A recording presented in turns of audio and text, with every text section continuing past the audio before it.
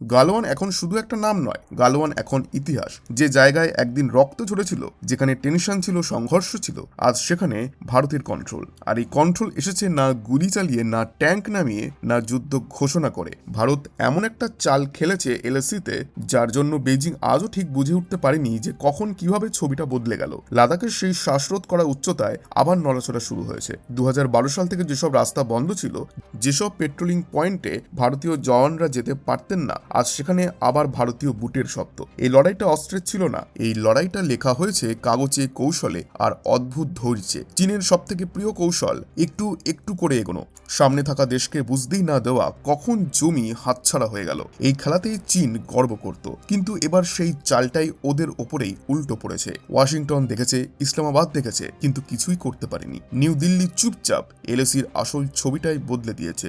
ডেপসাং থেকে ডেমচক, ভারতীয় মুভমেন্টে পুরো সমীকরণটাই উল্টে গেছে। এশিয়ার পাওয়ার ব্যালেন্সের কাঁটা নড়েছে, আর এবার সেই কেন্দ্রবিন্দুতে ভারত। গালওয়ানের বরফ আজও সমান ঠান্ডা, কিন্তু বেইজিং এর পাওয়ার করিডোরে এই মুহূর্তে ঘাম ঝরছে, কারণ ইতিহাসে এই প্রথম ড্রাগনকে পিছিয়ে যেতে হয়েছে। আর পিছিয়ে যাওয়া মানে 1-2 কিলোমিটার নয়, পুরো 1000 বর্গ কিলোমিটার এলাকা। সব থেকে বড় কথা, এই জয় এসেছে তখন যখন পুরো বিশ্বের চোখ ছিল অন্যদিকে। ইউক্রেন জ্বলছিল, গাজা ধোঁয়ায় ঢাকা, আমেরিকা নিজের নির্বাচন নিয়ে ব্যস্ত। ঠিক সেই সময় হিমালয়ের সেই উচ্চতায়, যেখানে শ্বাস নিতে লড়াই করতে হয়, ভারত করে দেখিয়েছে এমন কিছু যার আশা কেউ করেনি। ভিডিওটিতে এগোনোর আগে আপনারও যদি মনে হয় এই নীরব সাহসিকতার জন্য আমাদের সেনার গর্ব প্রাপ্য, তাহলে এখনই ভিডিওটিকে একটি লাইক করুন। আর যারা ভারতকে মাথা নত করে দেখতে চেয়েছিল, তাদের কাছে এই সত্য পৌঁছাতে চ্যানেলটিকে এখনই সাবস্ক্রাইব করে নিন, কারণ এটা নতুন ভারত। আর যদি কেউ বলে যে যুদ্ধ ছাড়া জয় হয় না, তাকে শুধু দুটো নাম মনে করিয়ে দিন, ডেপসাং আর ডেমচক। এবার ভারত চিৎকার করেনি,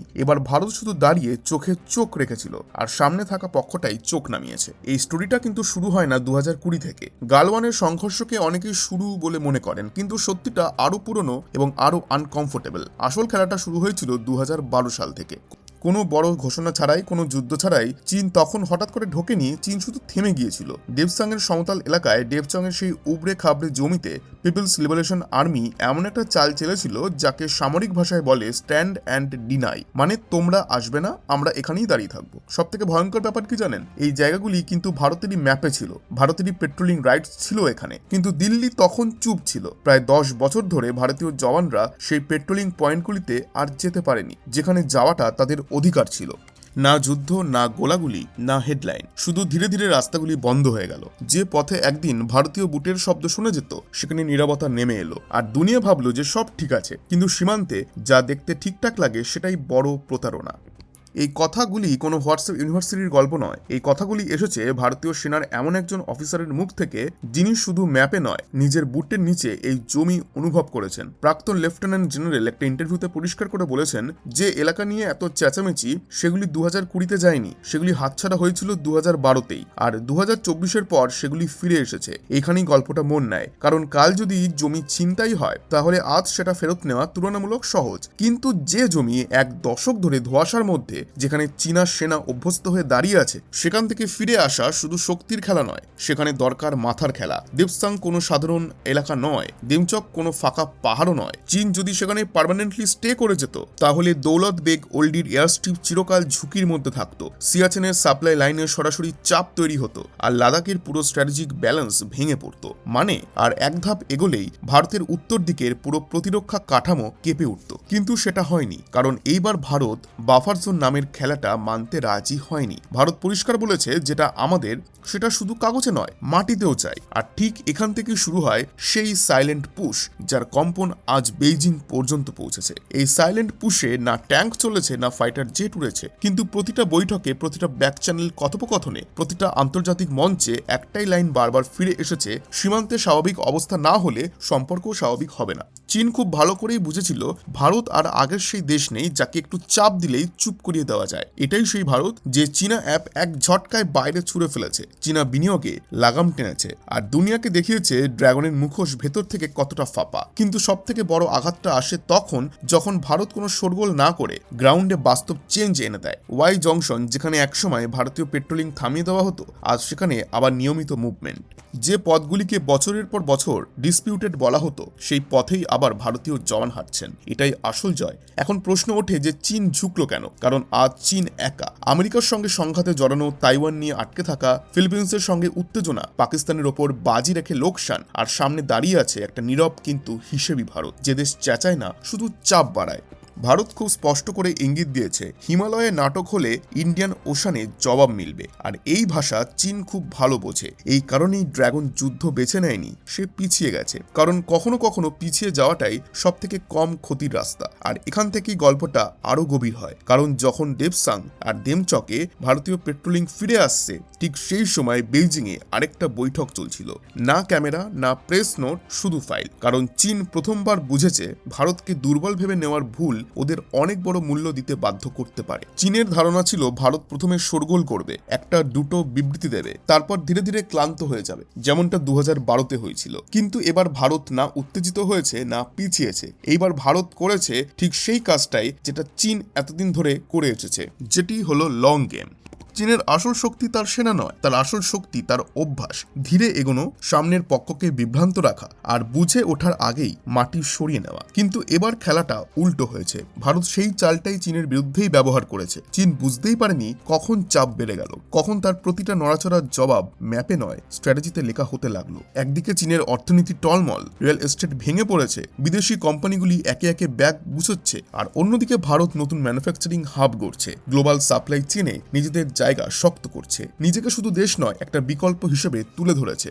আর এখানেই পাওয়ারের ল্যাঙ্গুয়েজটাই বদলে যায়। এখন একটু থামুন আর বুঝুন যে এলএসিতে আসলে কি ঘটছে। এলএসি কোনো দেওয়াল নয়, কোনো কাটা তার নয়, এটা একটা ধারণা, একটা অস্পষ্ট রেখা। ভারতের কল্পনায় একরকম, আর চীনের কল্পনায় আরেক রকম। আর এই ধোঁয়াশাকেই চীন বছরের পর বছর ব্যবহার করেছে। ওরা এসেছে, ওরা থেমেছে, তারপর বলেছে এটাই লাইন। কিন্তু 2024-এর পর ভারত এই খেলায় আর ঢোকেনি। ভারত বলেছে যদি লাইনটা বাতাসে হয় তাহলে আমরা বাতাসে লড়বো না, আমরা মাটিতে লড়বো। আর মাটিতে নামার সঙ্গে সঙ্গেই ছবিটা বদলে যায়। চীনা সেনা প্রথমবার বুঝতে পারে এবার সামনে শুধু পেট্রোলিং নয়, ফিরে আসছে একটি বার্তা। এবার বাফার জোন মানে বাফার থাকবে না, এবার ডিসএঙ্গেজমেন্ট মানে দুই পক্ষের সরে যাওয়া নয়, সরে যাবে সেই পক্ষ যে রাস্তা আটকে রেখেছিল।